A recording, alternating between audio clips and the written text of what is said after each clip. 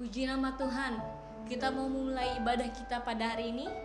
Mari kita bersatu di dalam doa. Mari kita berdoa. Kami mengucap syukur kepadamu Tuhan Yesus. Terima kasih Tuhan untuk kebaikan-Mu. Kami masih boleh ada sebagaimana kami ada. Kami yakin dan percaya Tuhan, ini karena kekuatan-Mu, ini karena kasih setia-Mu bagi kehidupan kami.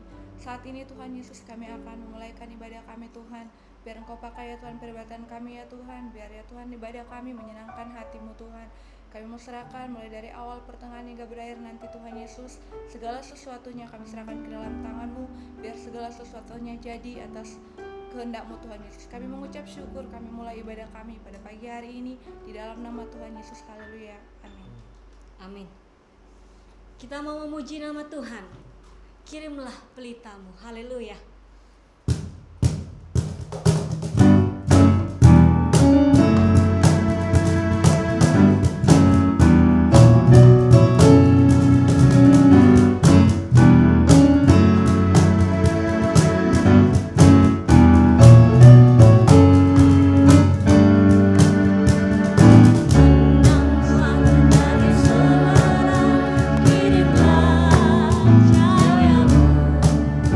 Banyak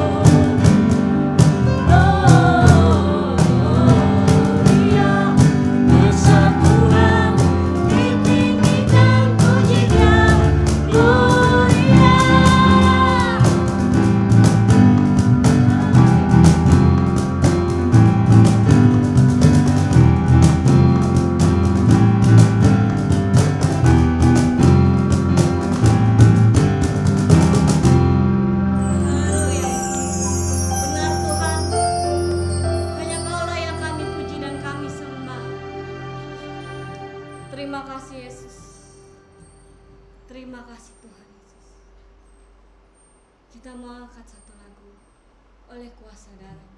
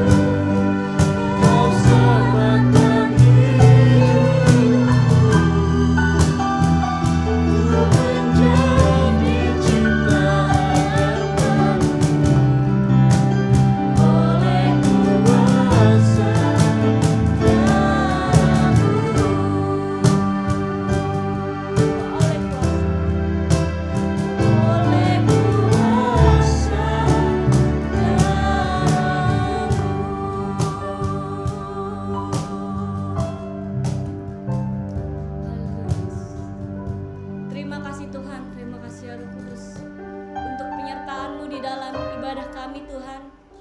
Dan kini tiba saatnya kami akan mendengarkan kebenaran firman-Mu. Berkati setiap hati kami, dan kami siap untuk mendengarkan kebenaran firman-Mu itu. Hanya di dalam nama-Mu, Tuhan Yesus Kristus, kami berdoa dan mengucap syukur. Haleluya, amin.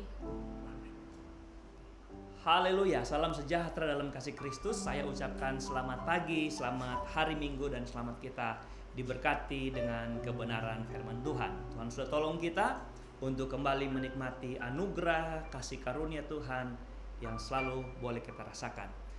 Pada pagi hari ini, Bapak Ibu yang berkati Tuhan, saya akan mengajak saudara untuk membuka firman Tuhan, dan kita akan membaca kitab Mazmur pasal 37 ayatnya yang ke-23. Mazmur 37 ayatnya yang ke-23 bunyinya begini: Tuhan menetapkan langkah-langkah orang yang hidupnya berkenan kepadanya. Apabila ia jatuh, tidaklah sampai tergeletak, sebab Tuhan menopang tangannya. Bapak Ibu yang diberkati Tuhan, Alkitab bahasa Indonesia masa kini dia menulis kata bahwa Tuhan membimbing orang di jalan yang dia tempuh. Pada kesempatan yang indah ini kita mau bicara tentang bagaimana kehidupan orang yang berkenan kepada Tuhan. Pengalaman-pengalaman apa yang akan dia nikmati jikalau dia hidup berkenan di hadapan Tuhan. Kata berkenan itu menurut kamus bahasa adalah merasa senang, sudi atau merasa suka, Bapak Ibu. Nah, orang yang berkenan di hadapan Tuhan itu artinya orang yang kehidupannya itu berkenan di hati Tuhan, artinya sesuai dengan kehendak Tuhan, sesuai dengan hati Tuhan, sesuai dengan harapan Tuhan. Berarti sepak terjangnya, gaya-gayanya, sikap-sikap hidupnya itu ketika ditontonkan Tuhan senang, Tuhan suka. Nah, untuk orang-orang seperti ini ada janji-janji Tuhan yang indah dan luar biasa yang akan dia nikmati atau akan dia alami, saudara. Pengalaman-pengalaman yang dialami sebagai orang berkenan itu saya mau katakan sebelum jauh adalah pengalaman-pengalaman yang hebat dan luar biasa. Saudara mengalami sebuah keadaan yang hebat dan luar biasa tidak selalu akan dinikmati oleh orang-orang yang punya fasilitas, punya tunjangan hidup yang luar biasa, sehingga apa yang tidak mungkin orang lain buat dia bisa karena dia pikir dia punya segala-galanya. Tetapi saya mau katakan pada pagi yang indah ini, mari kita melihat ada sesuatu yang dapat dialami oleh orang-orang yang sekalipun dia tidak punya alasan untuk bisa mengalami hal-hal dahsyat, hal luar biasa, karena memang dia bukan orang kaya, bukan orang hebat, bukan orang terkenal, tapi ini kuncinya. Dia hanya dapat membawa hidupnya berkenan kepada Tuhan.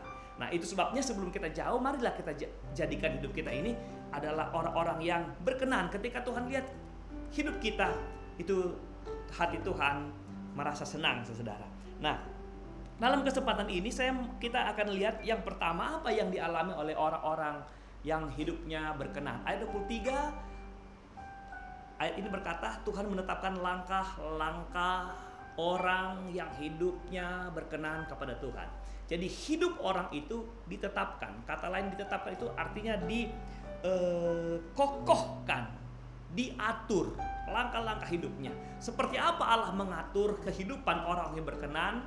Ayat 24 berkata begini, apabila ia jatuh.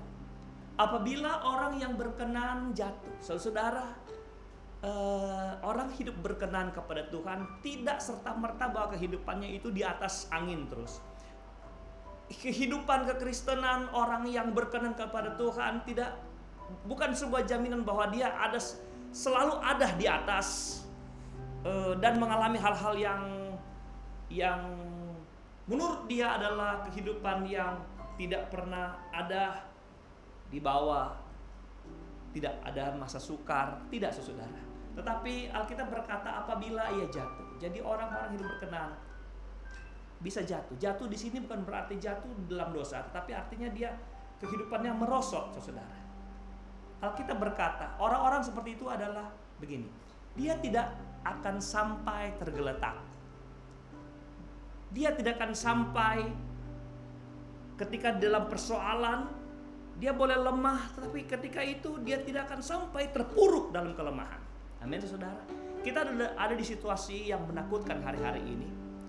Dan kalau di sementara orang lain begitu ketakutan, kita bisa takut tapi kita tidak akan sampai dihancurkan oleh ketakutan.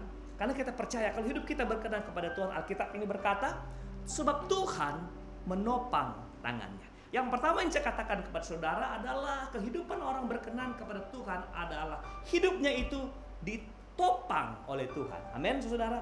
Ditopang oleh Tuhan. Satu kisah di mana ada 12 pengintai yang disuruh untuk mengintai Jericho, saudara. Dan informasi yang datang adalah dua informasi yang berbeda. Di satu sisi ada 10 orang mengatakan bahwa di sana adalah orang-orang yang jahat, orang-orang raksasa, orang yang hebat. Tapi ada 2 orang yang memberikan informasi yang positif. Apa kalimat yang bagi saya positif itu, saudara? Dalam cerita itu dikatakan begini, janganlah engkau takut, katanya. Ini informasi yang positif. Janganlah engkau takut menghadapi mereka. Karena sebagaimana Allah sudah menolong orang Israel keluar dari Mesir dan melewati padang gurun, saudara. Demikianlah Tuhan akan mengerjakan hal-hal dahsyat bagi orang Israel. Dan yang saya suka di kalimat terakhir adalah Allah akan menjadi seperti bapa yang menggendong anaknya. Amin. Nah, ini artinya apa, Bapak Ibu? Kehidupan kita kadang-kala memang harus menghadapi tantangan, persoalan. Seperti di padang pasir, di padang gurun, saudara. Dan di saat mana kita hadapi kesulitan, tantangan, tetapi kita harus berpikir positif bahwa kalau kita berkenan di hadapan Tuhan, Tuhan tidak akan pernah biarkan kita. Amin. Dikatakan dia akan menjadi seperti seorang yang menggendong anaknya. Artinya apa? Kita menghadapi tantangan, menghadapi persoalan, kita akan terus dibela oleh Tuhan. Amin, saudara. Kita akan terus ditolong oleh Tuhan. Dan tidak akan pernah kita dibiarkan seorang diri. Amin. Tidak akan pernah dibiarkan kita berjalan sendiri. Karena topangannya kepada kita itu adalah satu perbuatan yang nyata dari Tuhan atas kita. Sekali lagi, jangan pernah ragu, jangan pernah bimbang untuk menghadapi hari-hari kehidupanmu yang sulit. Karena kita harus mampu melihat dengan positif bahwa hidup orang berkenan adalah hidup yang selalu ditopang oleh Tuhan. Amin. Haleluya. Ditopang, diangkat oleh Tuhan. Percayalah Bapak Ibu, di tengah krisis seperti ini, orang-orang yang berharap kepada Tuhan, orang-orang yang selalu memperbaiki cara hidupnya setiap waktu, setiap hari, sampai suatu waktu dia akan menjadi sama seperti Kristus. Dalam perjalanan kekristenannya, dia akan mengalami kemenangan demi kemenangan.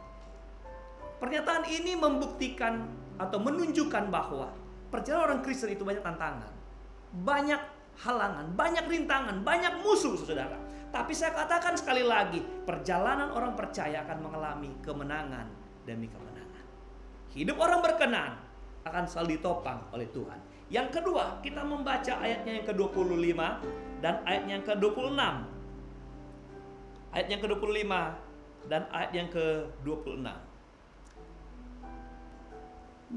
Ayat 25 dan 26. Dahulu aku muda, sekarang telah menjadi tua.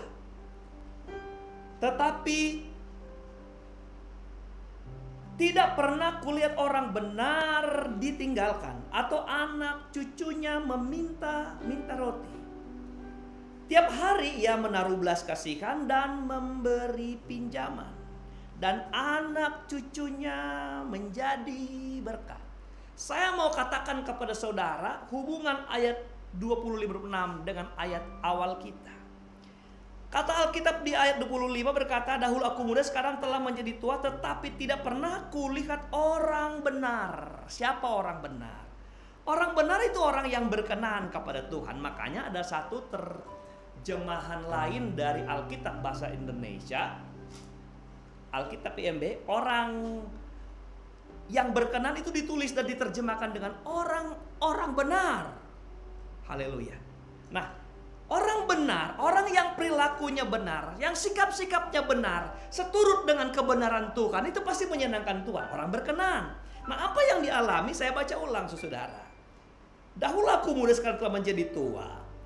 Tetapi tidak pernah kulihat orang benar ditinggalkan. Apa maksudnya? Yang kedua saya katakan, orang yang berkenan kepada Tuhan, itu akan mengalami pemeliharaan Tuhan yang besar. Pengalaman dari seorang pemazmur berkata, sejak muda sampai tua, yang dia lihat orang berkenan, orang benar hidupnya, itu mengalami pemeliharaan Tuhan.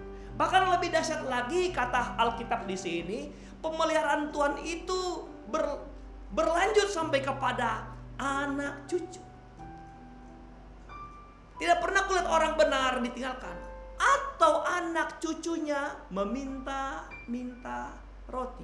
Artinya apa? Artinya sampai kepada anak cucu orang yang berkenan itu mengalami pemeliharaan Tuhan. Ayat 26 berkata, tiap hari ia menaruh belas kasihan dan memberi pinjaman, dan anak cucunya menjadi berkat. Jadi mereka bukan cuma diberkati, saudara. Orang berkenan itu, saya katakan sekali lagi, bukan hanya diberkati Tuhan, tapi dia akan menjadi berkat.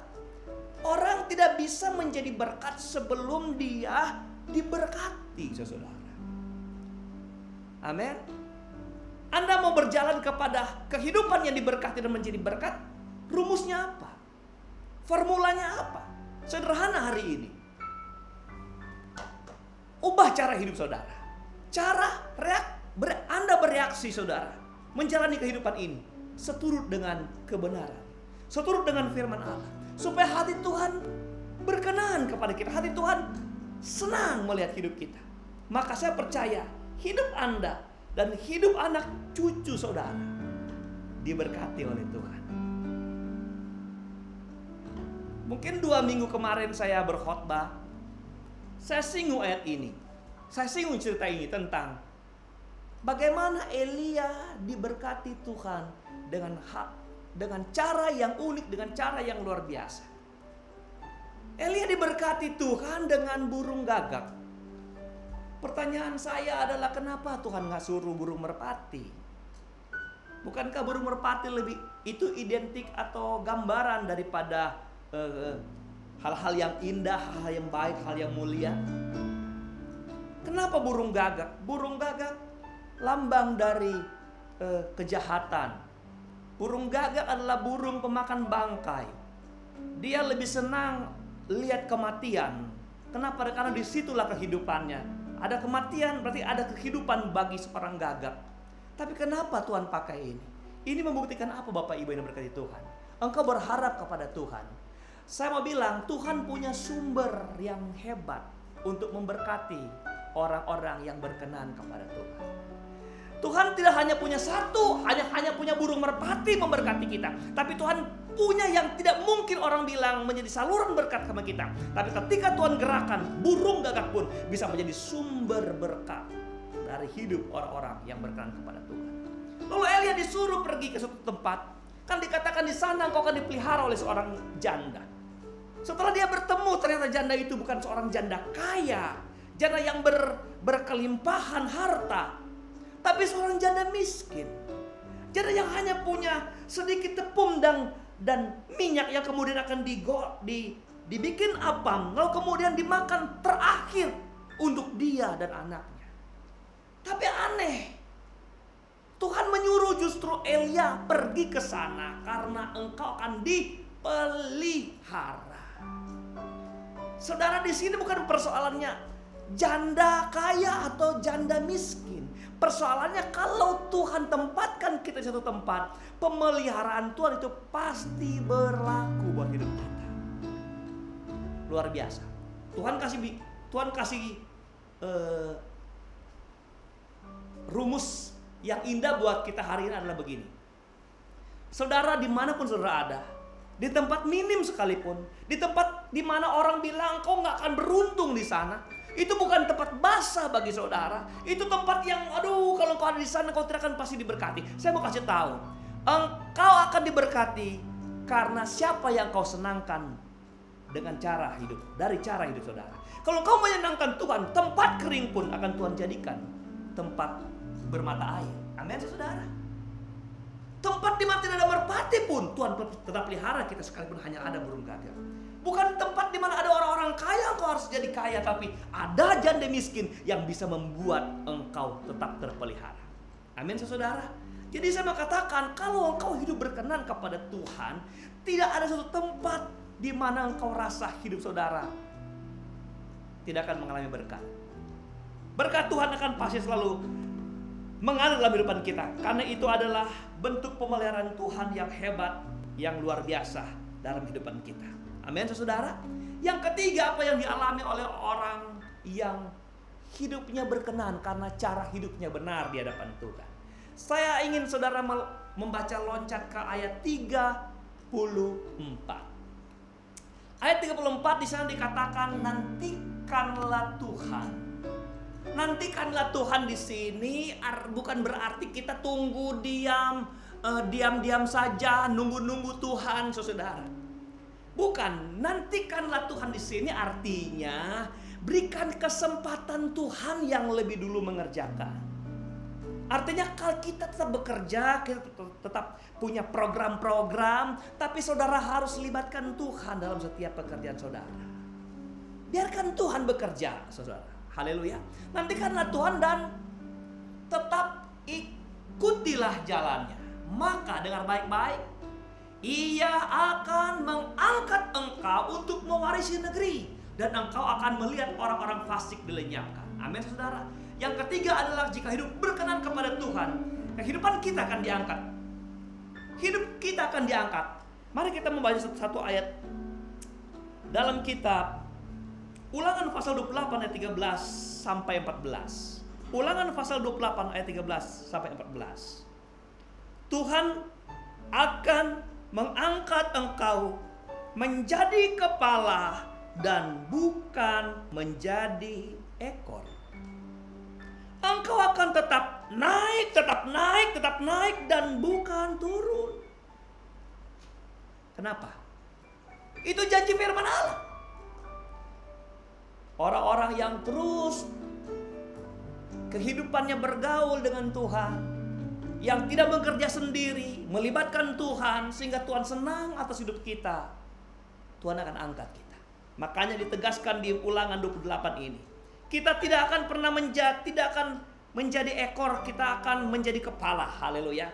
Dan kita tidak akan turun, tapi kita akan terus naik. Jadi perbaiki hidup kita untuk terus berkenan, supaya kita tidak menjadi ekor, tapi menjadi kepala.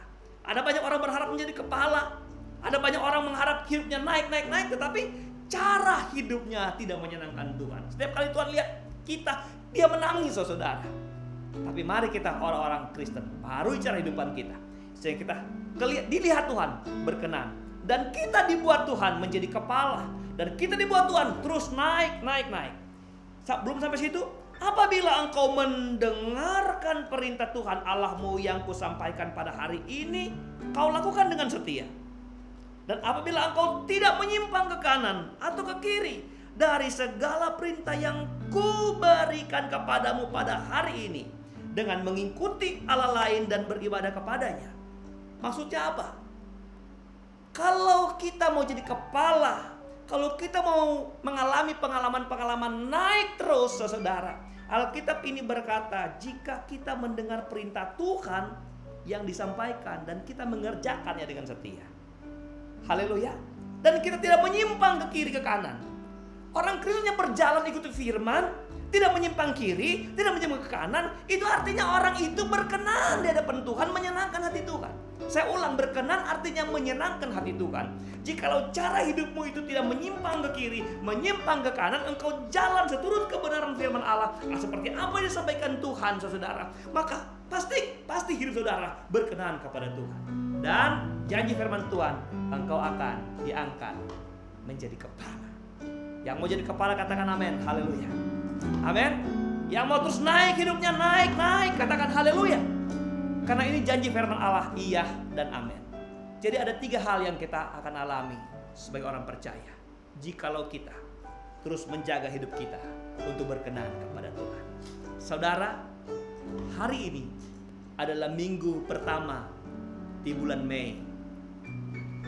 Minggu pertama di mana gereja kita mengadakan perjamuan kudus. Kenapa kita adakan perjamuan kudus? Karena Allah katakan untuk mengenang Dia dan kematiannya. Tuhan sudah mati membayar kita dengan harga yang mahal, dengan darahnya yang kudus, darahnya yang suci, bukan dengan emas, bukan dengan perak, dan bukan dengan permata lainnya. Supaya apa? Supaya kita menjadi anak-anak Allah yang hidup.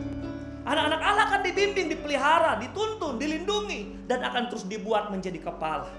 Asal kita terus tetap menjadi anak-anak Tuhan yang memperbaiki perilaku hidup kita, menyenangkan hati Tuhan.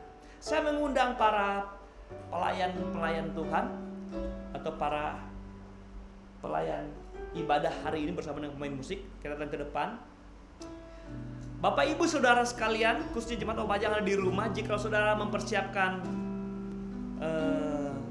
perjamuan kudus, saudara bisa mengikuti saya akan bimbing saudara untuk ikutin perjamuan kudus hari ini.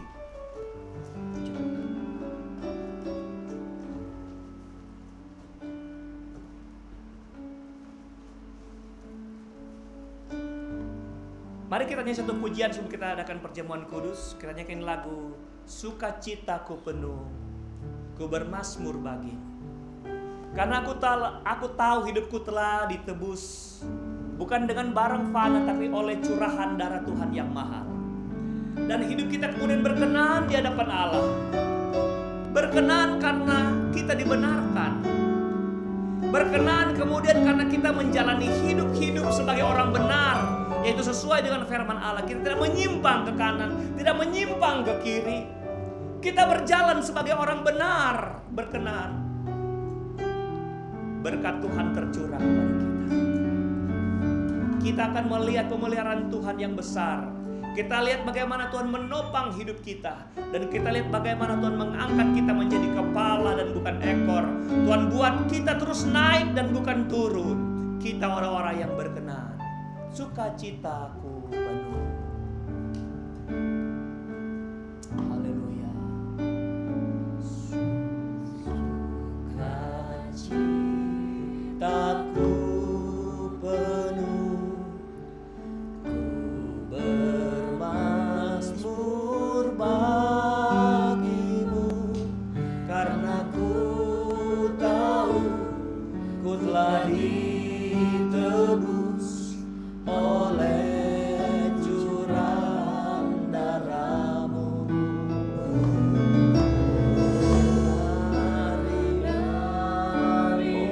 Bagimu ku memuji namamu, karena ku tahu ku berkemenangan oleh curahan darah. Katakan darahmu Yesus, darahmu Yesus, sucikan aku.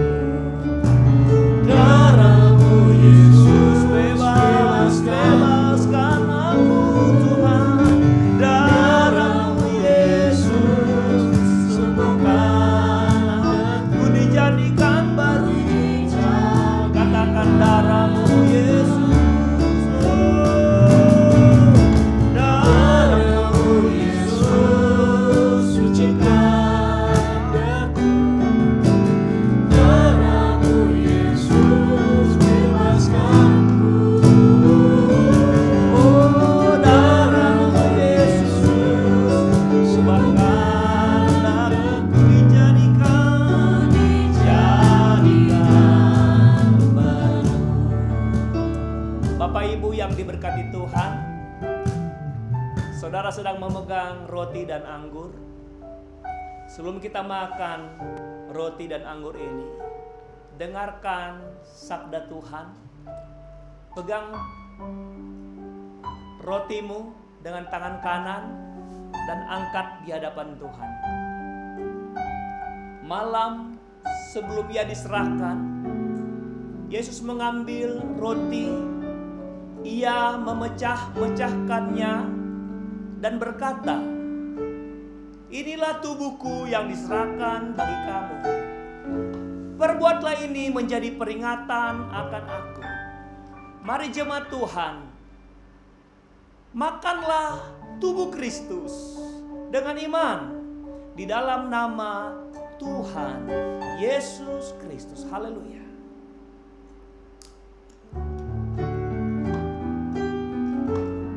Puji Tuhan, Engkau baik Tuhan.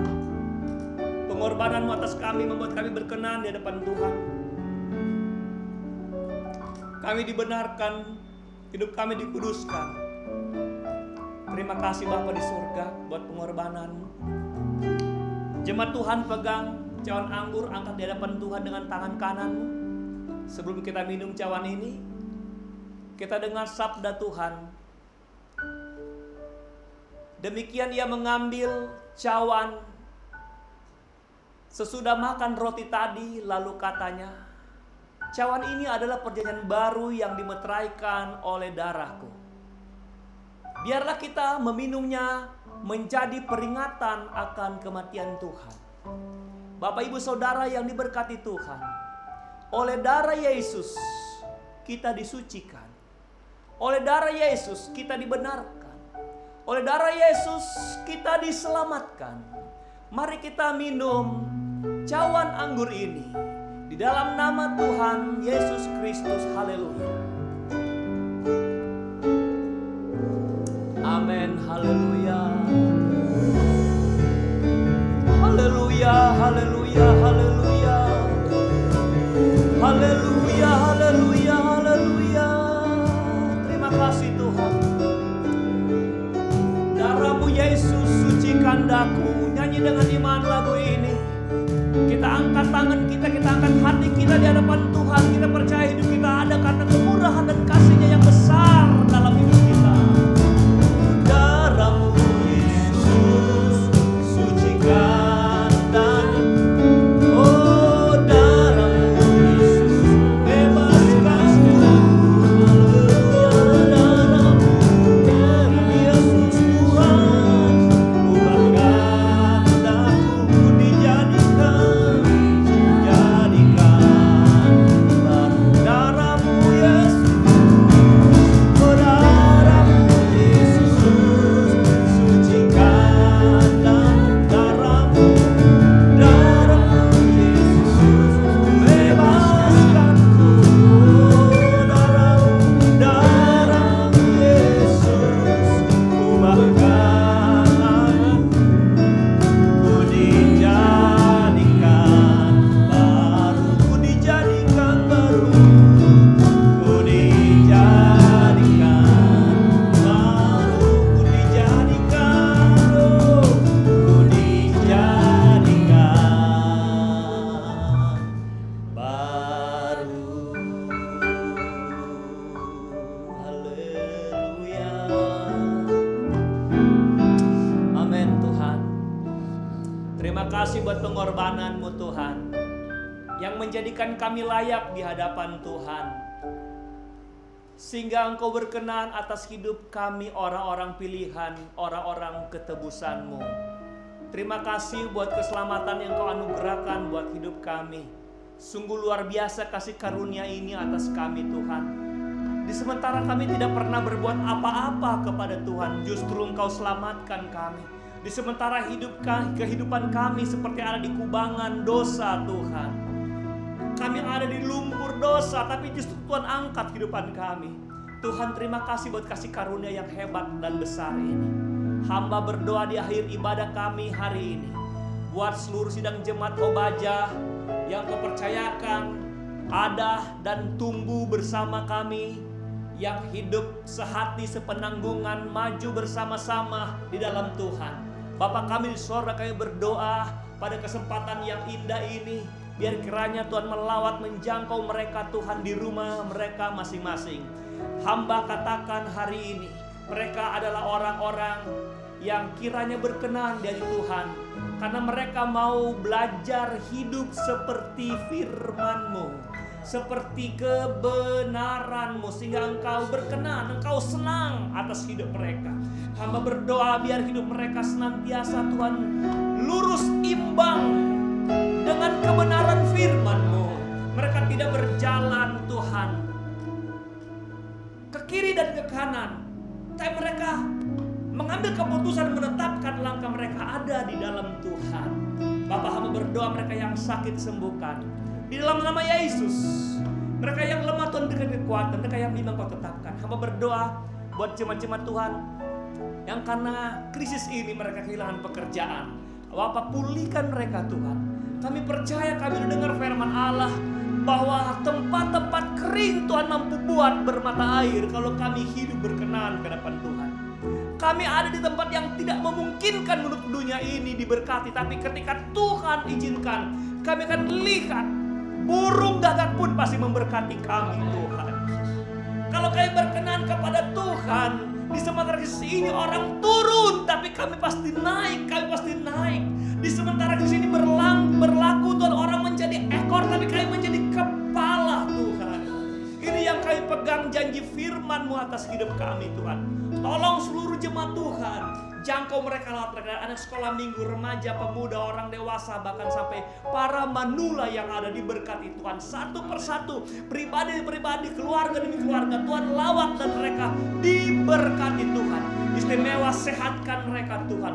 Jauhkan mereka Tuhan dari terinfeksi COVID-19 ini Tuhan. Mereka terus diberkati dengan kesehatan, kekuatan yang prima.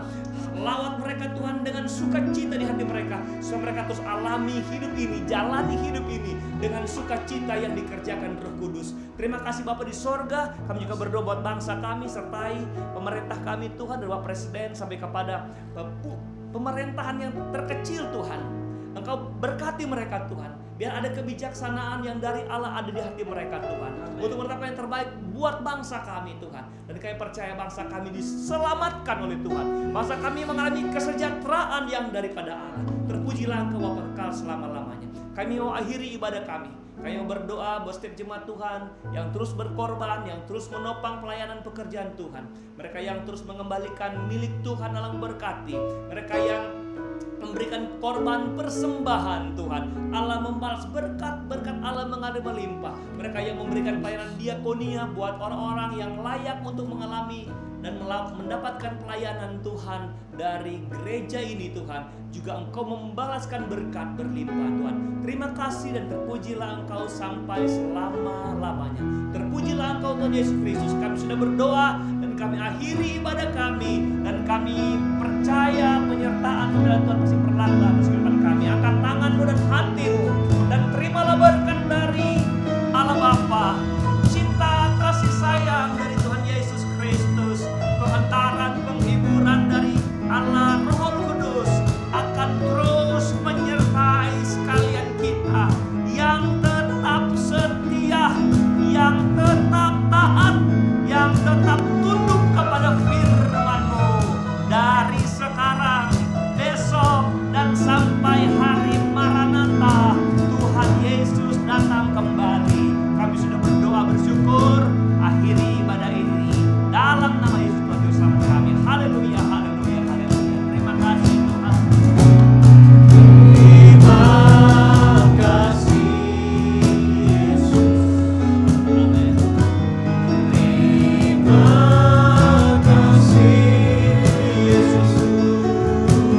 Puji syukur hanya bagimu. Terima kasih Yesus. Puji syukur hanya bagimu. Hanya bagimu. Terima kasih Yesus.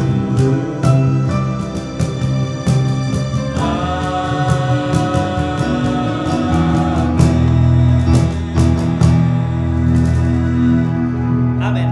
Selamat hari Minggu, selamat kita ketemu lagi di minggu yang akan datang. Tuhan Yesus beserta kita, Immanuel. Haleluya, puji Tuhan.